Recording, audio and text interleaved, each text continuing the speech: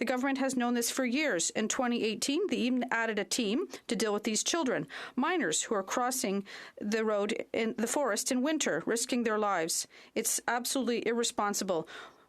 What will have to happen for this government to find a safe way to receive asylum seekers, including these children? The Honourable Minister of Canadian Heritage. Mr. Speaker, my colleague is right in terms of what he said, but it begs question about his first question. I know my colleague from the Bloc, I have a great deal of respect for him. I know he's serious in all of this, but it's no time to joke.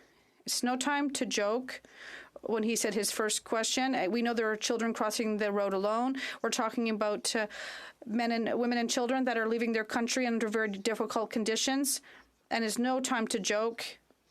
We're talking about migrants who are suffering, and we're going to be there to support. Brent.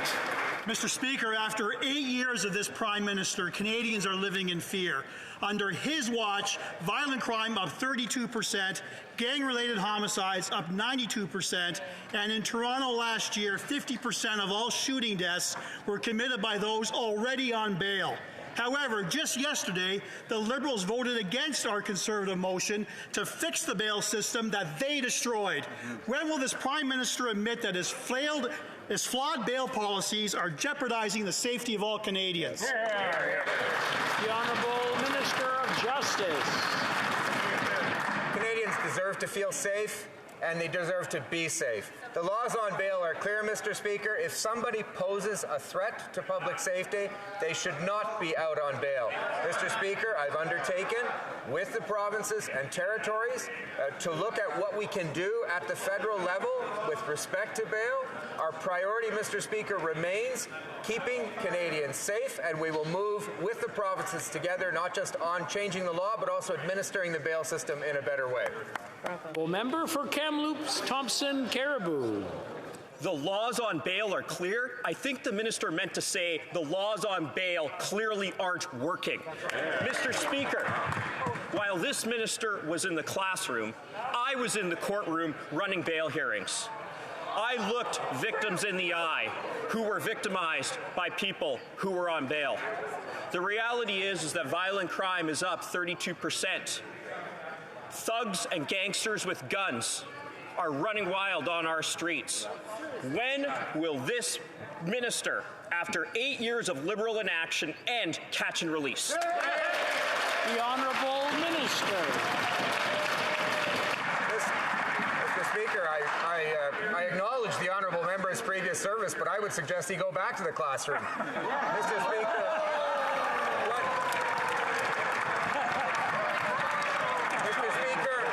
as the Honourable Member will know, what Bill C-70...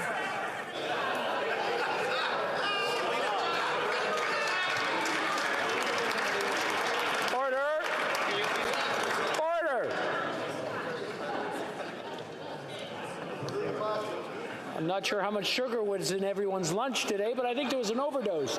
I just want everybody to take a deep breath and calm down. The Honourable Minister, please continue. Mr. Speaker, as the Honourable Member will surely know from his experience, what Bill C-75 did was codify Supreme Court of Canada jurisprudence.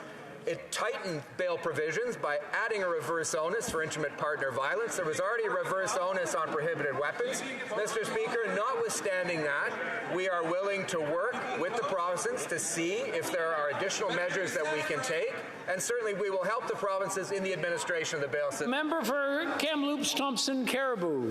Mr. Speaker, I don't know that I can imagine a comment more out of touch than that which the Liberal minister just said.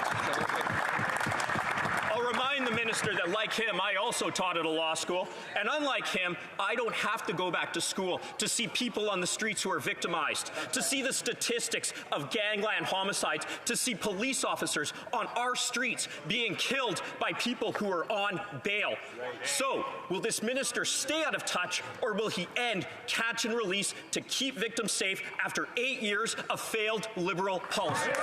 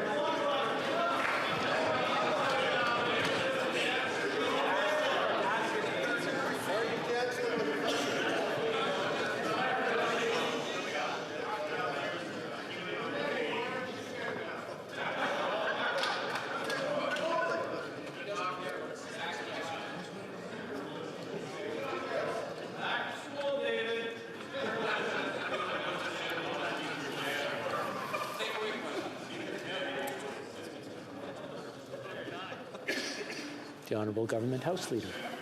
Thank you, Mr. Speaker. The Leader of the Opposition is yelling 8, 9, 10, you're out, as if this is a sporting event. There is not a person in this chamber who has not been touched by violence. There's not a person in this chamber who doesn't care about the safety of our communities. There is not a person in this country who doesn't want to make us be successful in ensuring that every Canadian is safe and not victimized. The idea that anybody in this chamber, let alone anybody in this government, doesn't care about victims is a deeply offensive concept and totally unhelpful to the debate.